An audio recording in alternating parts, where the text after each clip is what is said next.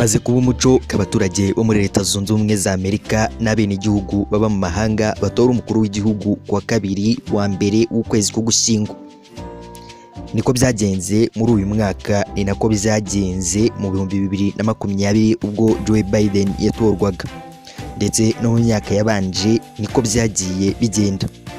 Wakwibaza uti byagenze gute ngo amatora yo muri iki gihugu cy'igihangange ajya aba kuwa kabiri? Nimba ushaka kubimenya kanda subscribe, hanyuma ubundi ubane nanjye muri iyi video kugeza irangiye.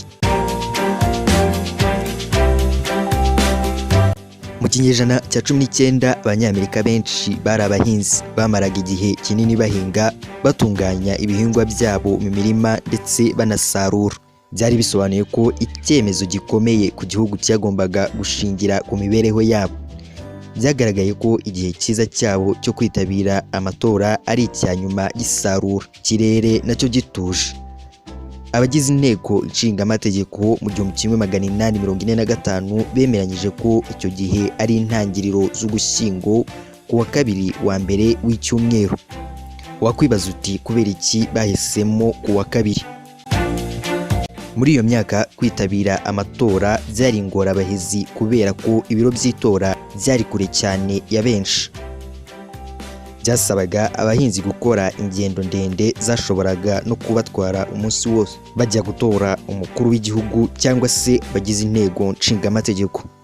Bitewe n'uko abanyamerika benshi bari abakristu, ntabwo byari gushoboka ko amatora yari gushyirwa ku cyumweru cyangwa se kuwa gatandatu, kuko bemeraga ko ari iminsi yo gusenga Imana no kuruhuka.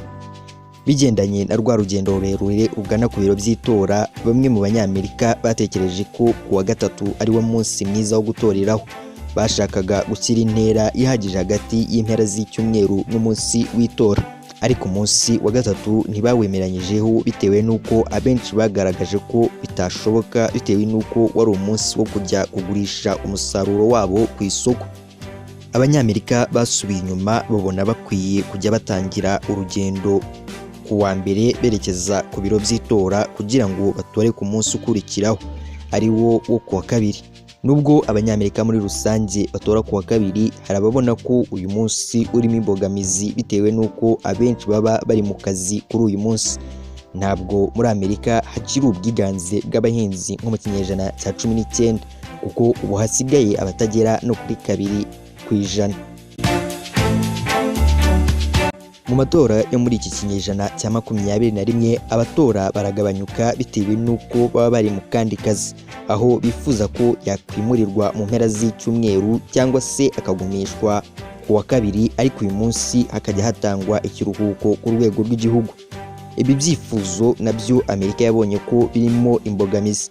Mu 2020 ishyiraho gahunda yo gutora hifashishijwe ikoranabuhanga, aho ushaka gutora yabikorera mu rugo. Abatekereza ko bazaba bahuze kuwa kabiri nabo bemerewe kujya batora mbere y'igihe. Amajwi yabo akazatangarizwa rimwe n'ayabatoye ku munsi nyirizina.